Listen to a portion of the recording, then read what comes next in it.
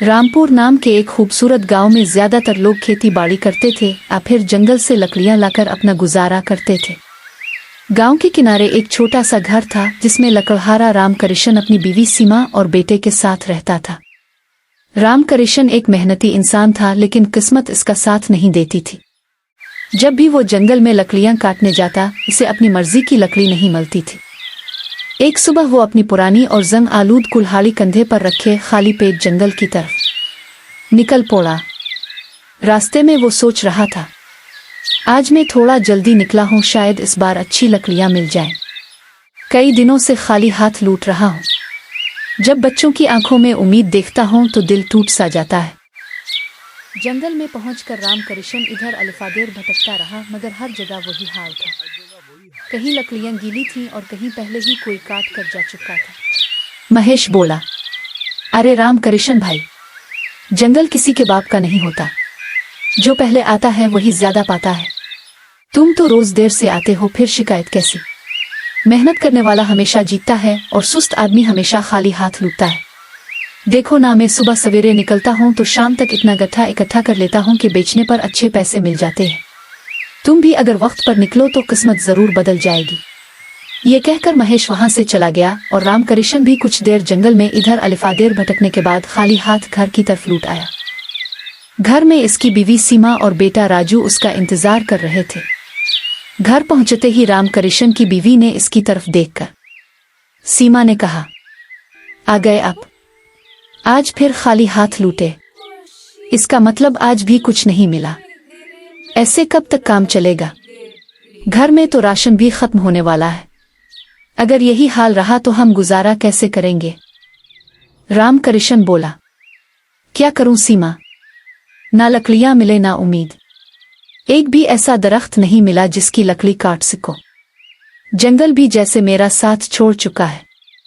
रोज मेहनत करता हूं मगर नसीब साथ नहीं देता। बाकी सब लकड़हारों को लकड़ियां मिल जाती हैं, सब अच्छे पैसे कमा रहे हैं, बस मेरी ही किस्मत खराब है। इसी तरह दिन ढलते ढलते रात हो गई। रामकरिशन बोलावा सब थोड़ा सा खाना खाकर सो गए।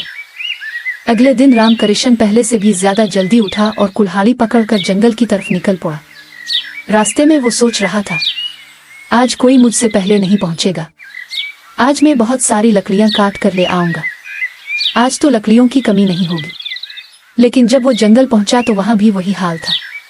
लकड़ियां पहले ही काट ली गई थीं। ये देखकर रामकरिशन बहुत दुखी और मायूस हो गया। वो बोला, ये क्या, मैं तो इतनी जल्दी आ गया, फिर भी सारे दरख्त पहले ही काटे जा चुके। तभी इसे सामने से मोहन लकड़हारा नजर आया, जो लकड़ियों से लदा हुआ गट्ठा खींचता हुआ आ रहा था। इसे देखकर रामकरिशन ने पूछा, मोहन भाई, इतनी सुबह सुबह ये सब कैसे कर लिया? इतनी सारी लकड़ियां इतनी जल्दी कैसे काट ले? भाई मैं तो रात में ही आ जाता हूँ। जब सब सो रहे होते हैं तब मैं लकड़ियां काटता हूँ। सुबह होते ही पूरा जंगल लकड़हारों से भर जाता है, इसलिए मैं रात में ही काम कर लेता हूँ। रामकरिशन ने अफसोस से कहा, लगता है ये काम मेरे बस का नहीं। मैंने सोचा था कि आज तो अच्छी। आखिरकार वो थक हार कर शाम को घर की तरफ लौट आया। जब वो खाली हाथ घर पहुंचा तो इसकी बीवी ने कहा, आज फिर आप खाली हाथ लौट आए? अगर यही हाल रहा तो हमारे घर का गुजारा कैसे होगा? आप कोई और काम क्यों नहीं ढूंढ लेते? अरे सीमा, मैं क्या करूं? मुझे कोई और काम क्या आता ही नहीं? अगर मुझे कोई और हुनर आता तो मैं ये काम कब का छोड़ देता। अगर आपको इस काम के अलावा और कुछ नहीं आता और इस जंगल में लकड़ियां भी नहीं मिलती, तो आप किसी दूसरे गांव के जंगल से लकड़ियां काट कर ले आएं। हाँ सीमा, तुमने बिल्कुल ठीक कहा। मैं कल पास वाले गांव के जंगल में जाकर लकड़ियां काटूंगा, शायद वहाँ कुछ मिल जाए। अगले दिन सुबह होते ही रामकरिशन अपनी कुल्हाड़ी उठाकर दूसरे गांव के जंगल की तरफ निकल पड़ा। अभी वो जंगल में पहुंचा ही था कि अचानक इसे किसी के चीखने की आवाज सुनाई दी, बचाओ बचाओ। रामकरिशन आगे बढ़ा और उसने देखा कि एक लड़का फंदे में फंसा हुआ है। इसने फौरन उसकी मदद की और इसे फंदे से बाहर निकाल लिया। करिशन ने पूछा, बेटा तुम कौन हो? इस घने जंगल में क्या कर रहे हो और इस फंदे में कैसे फंस गए? लड़के ने कहा, मैं इसी गांव के राजा महाराजा प्रताप सिंह का बेटा राजकुमार लक्ष्मण हूँ। मैं यहाँ शिकार करने आया था, लेकिन यहाँ पहले से किसी ने फंदा लगा रखा था और मैं गलती से इसमें फंस गया। करिशन ने सारी बात राजकुमार को बता दी। राजकुमार बोला, आपने मेरी जान बचाई है, इसके बदले में मैं अपने वालिद से कहकर आपको इनाम दिलवाऊंगा। आइए अब मेरे साथ दरबार चले। इस तरह राजकुमार लक्ष्मण और रामकृष्ण दरबार की तरफ रवाना हो गए। जैसे ही वो दोनों दरबार में पहुंचे, उन्होंने महाराज को सलाम किया। फिर राजकुमार लक्ष्मण ने आगे बढ़कर महाराज को सारा वाकया सुनाया कि किस तरह रामकृष्ण ने इसकी जान बचाई। बादशाह ने रामकृष्ण से पूछा, मैंने तुम्हें पहले कभी इस गांव में नहीं देखा, तुम कौन हो और कहां से आए हो? महाराज के पूछने पर रामकृष्ण ने अपनी सारी कहानी सुना दी। बादशाह ने कहा, रामकृष्ण, तुमने मेरे बेटे की जान बचाई है, इसके बदले में मैं तुम्हें अपने इलाके का जंगल देता हूं। अब वहां सिर्फ तुम्हें ही लकड़ियां काटने का हक होगा। फिर इसने कहा, लेकिन मेरी एक बात हमेशा याद रखना, कभी लालच मत करना, और अगर कोई तुमसे मदद मांगने आए तो इसकी जरूर मदद करना। अगर तुमने लालच किया तो बाद में तुम्हें बहुत पछताना पड़ेगा।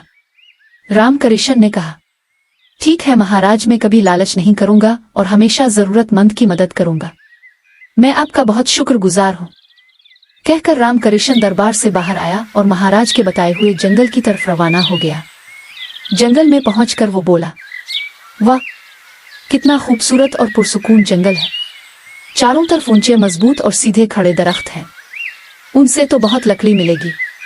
अल्लाह का लाख लाख शुक्र है कि आज हमें खाली पेट नहीं सोना पड़ेगा। फिर वो बोला, चलो अभी जल्दी से लकड़ियां काट लेता हूं। रामकृष्ण ने वहां से अपनी जरूरत के मुताबिक लकड़ियां काटे और उन्हें लेकर बाजार की तरफ चल पड़ा। बाजार पहुंचकर उसने लकड़ियां एक तरफ रखें और आवाज लगाने लगा, लकड़ियां ले लो, लकड़ियां ले लो।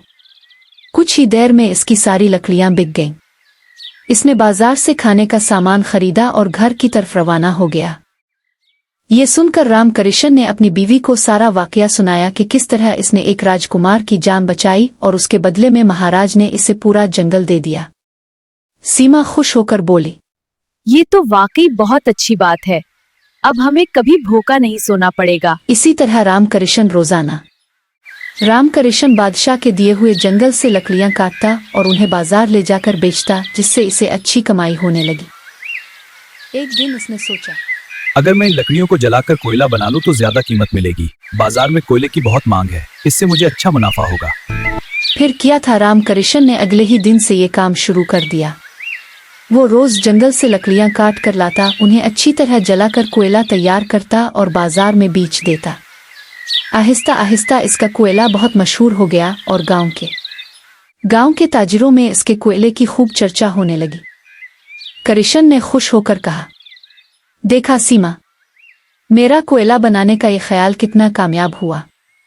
अब पूरे गांव में सिर्फ मेरे ही कोयले की बात हो रही है। सीमा ने मुस्कुरा कर कहा, आप बिल्कुल ठीक कह रहे हैं, अगर इसी तरह चलता रहा तो हम बहुत जल्द अमीर हो जाएंगे। इसी तरह दिन गुजरते गए। रामकृष्ण रोज मेहनत से जंगल जाता, लकड़ियां काट कर लाता, उन्हें जलाकर कोयला बनाता और बाजार में बेचता। इसने दूसरों को भी काम दिया, गरीबों की मदद की और आहिस्ता आहिस्ता वो पूरे इलाके का सबसे कामयाब और अमीर आदमी बन गया। अब लोग इसे सिर्फ लकड़हारा नहीं बल्कि एक नेक और कामयाब इंसान के तौर पर जानते थे।